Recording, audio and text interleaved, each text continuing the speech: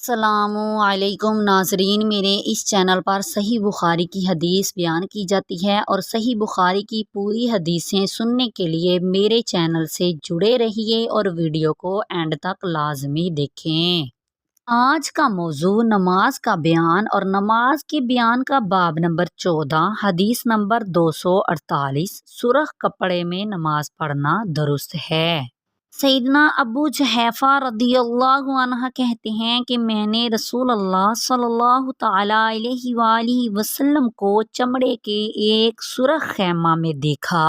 اور سیدنا بلال رضی اللہ عنہ کو میں نے دیکھا کہ انہوں نے رسول اللہ صلی اللہ تعالی علیہ وآلہ وسلم کے لیے وضو کا پانی لیا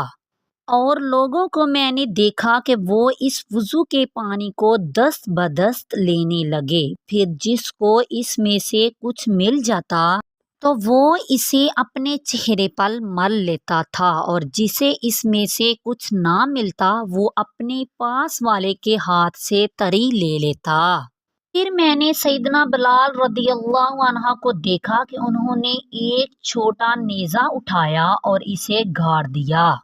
اور نبی کریم صلی اللہ تعالی علیہ وآلہ وسلم ایک سرخ پوشاک میں اپنی چادر اٹھائے ہوئے برآمد ہوئے اور نیزے کی طرف چھوٹا طرف لوگوں کے ساتھ 2 رکعت نماز پڑھی اور میں نے لوگوں کو اور جانوروں کو دیکھا کہ وہ عنزہ کے آگے سے نکل جاتے تھے۔ یہاں عنزہ یا نیزہ کو بطور سترہ استعمال کیا گیا ہے۔